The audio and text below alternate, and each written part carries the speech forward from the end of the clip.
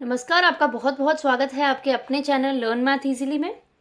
आज के वीडियो में हम एक नई डेफिनेशन डिस्कस करने जा रहे हैं थर्ड सेक्शन की, जिसे हम कहते हैं प्रिमिटिव पॉलिनोमियल। और आज के वीडियो को समझने के लिए ज़रूरी ये है कि आपको इसका जो ठीक लास्ट वाला वीडियो है वो अच्छे से क्लियर हो, क्योंकि उसी डेफिनेशन को कंटिन्यू करते हुए हम प्रिमिटिव पॉलिनोमियल को डिस्कस करने जा रहे हैं, जो कि बेस्ड है हमारे लास्ट वीडियो पर, जिसे हम कहते हैं कंटेंट ऑफ अ पॉलिनोमियल। इससे पहले कि मैं आपको आज के वीडियो को की फॉर्मल डेफिनेशन दूं, मैं सबसे पहले इसको थोड़ा सा थ्योरेटिकली एक्सप्लेन करती हूँ। सपोज हमारे पास में R जो है वो कोई भी UFD है, यानी कि यूनिक फैक्टराइजेशन डोमेन, और RX जो है वो उसकी एक पॉलिनोमियल रिंग है। हमारे पास में fx जो है वो कोई भी पॉलिनोमियल है जो कि बिलोंग करता है rx को। अब अगर हमें उसको चेक करना है कि क्या वो पॉलिनोमियल प्रिमिटिव है या फिर नहीं है, क्या ये जो पॉलिनोमियल fx है ये प्रिमिटिव है या फिर नहीं है, उसके लिए हम उसका कंटेंट निकालते हैं। अगर हमारे पास में content of f unit in r आ जाता है, यानी कि अगर उसका कंटेंट का मल्टीप्लिकेटिव इन्वर्स एग्जिस्ट करता है आर के अंदर, तब हम बोल देते हैं कि वो पॉलिनोमियल जो है वो प्रिमिटिव हो रहा है, वो प्रिमिटिव पॉलिनोमियल हो रहा है। लेकिन अगर उसका मल्टीप्लिकेटिव इन्वर्स एग्जिस्ट नहीं करता है, यानी कि वो नॉन यूनिट इन आर आता है, तो हम कहते हैं नॉट अ प्रिमिटिव पॉलिनोमियल।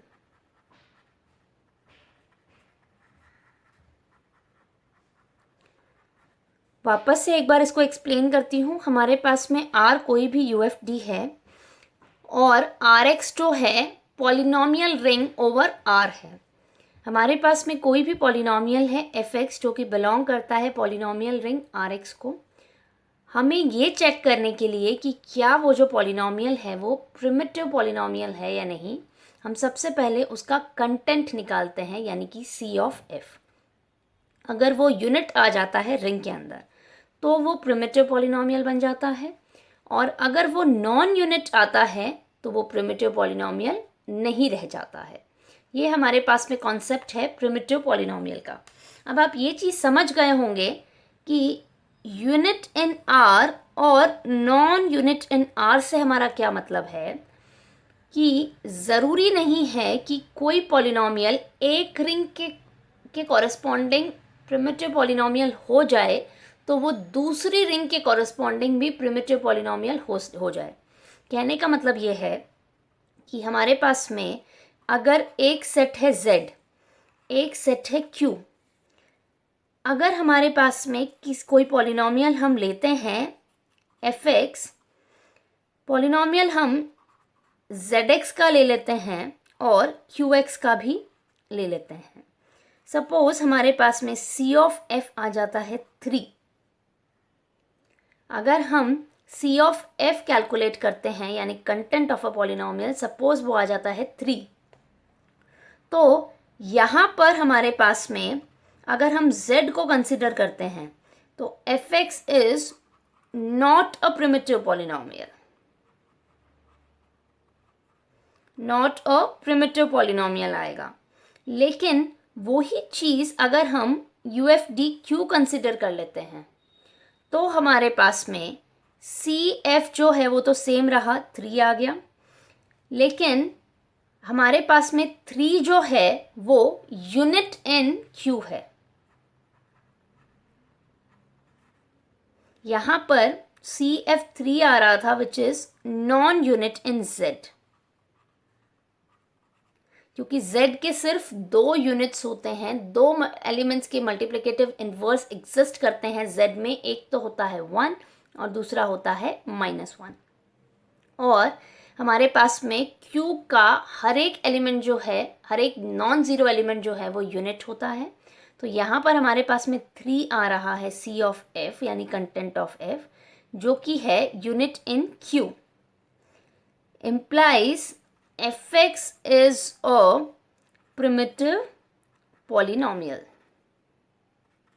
तो इस चीज़ से हमको यहाँ पर क्या पता चल जाता है कि अगर हम अंडरलाइन रिंग चेंज कर देते हैं तो हमारे पास में सेम पॉलिनोमियल जो है वो नॉन प्रिमिटिव से प्रिमिटिव में कन्वर्ट हो सकता है और प्रिमिटिव से नॉन प्रिमिटिव में कन्वर्ट हो सकता है. ये टोटली डिपेंड करता है हमारी अंडरलाइन सेट पर. तो ये एक छोटी सी एक्सप्लेनेशन थी प्रिमिटिव पॉलिनोमियल की. अब हम इसकी फॉर्मल डेफिनेशन जो है वो डिस्कस करते हैं. Primitive polynomial. A polynomial fx in Rx where R is UFD is called a primitive polynomial if C of f यानी content of f is unit. अब ये चीज़ जो मैंने आपको यहाँ पर एक्सप्लेन करी थी वो मैं यहाँ पर एज अ नोट आपको लिखवा रही हूँ.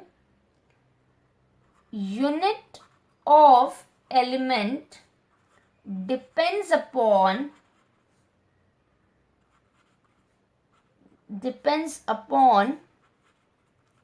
The underlined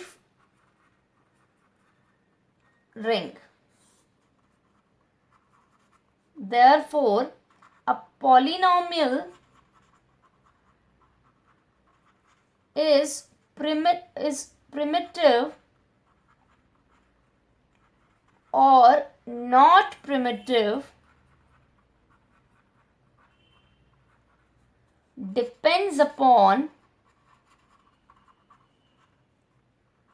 underlined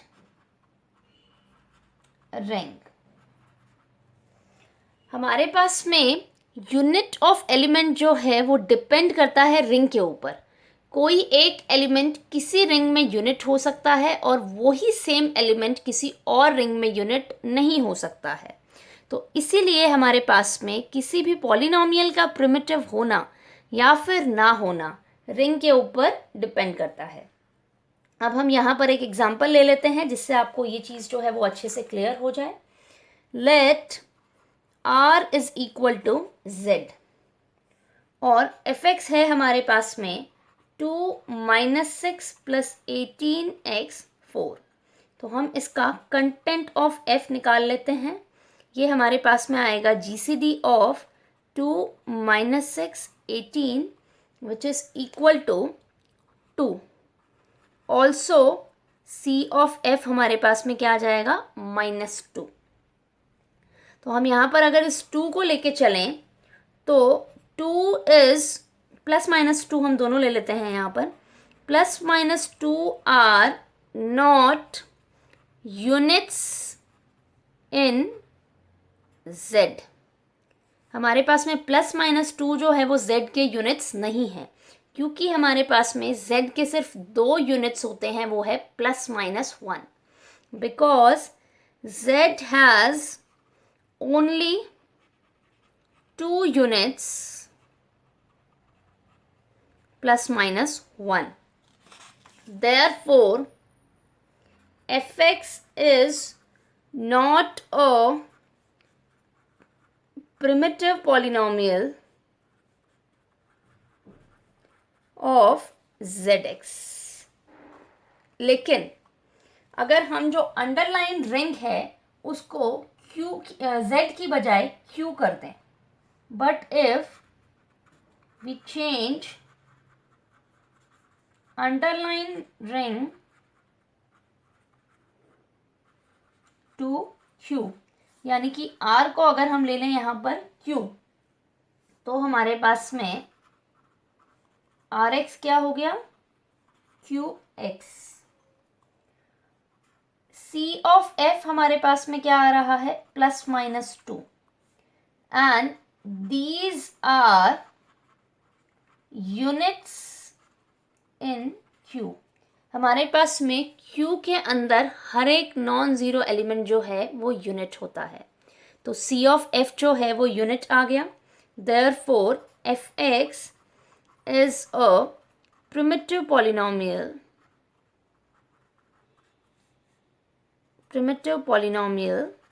of qx. तो इस तरह से आप यहाँ पर क्या देख रहे हो कि एक पॉलिनोमियल जो है उसको हम पहले तो किस तरह से हमने ये चेक किया है कि वो प्रिमिटिव पॉलिनोमियल है या नहीं. उसके साथ साथ हमने ये देखा कि वो जो पॉलिनोमियल है वो एक यूएफडी के कॉरस्पॉन्डिंग प्रिमिटिव नहीं आ रहा था. और जैसे ही हमने उसकी रिंग को यानी यूएफडी को चेंज करा z से q में, तो हमारे पास में वो जो पॉलिनोमियल है वो प्रिमिटिव पॉलिनोमियल बन जाता है. एक और एग्जाम्पल है जिसको आपको डिस्कस करना है, और ये एग्जाम्पल मैंने काफ़ी बार एग्ज़ाम में देखा है. वो एग्जाम्पल है हमारे पास में r is equal to z and f x is equal to 4x square plus 6x plus 2. ये बहुत सिंपल सा एग्जाम्पल है, लेकिन ये 2-3 पेपर्स में देखा है मैंने इसको. F x is equal to 4x square plus 6x plus 2. यहाँ पर c ऑफ f हमारे पास में आएगा प्लस माइनस 2.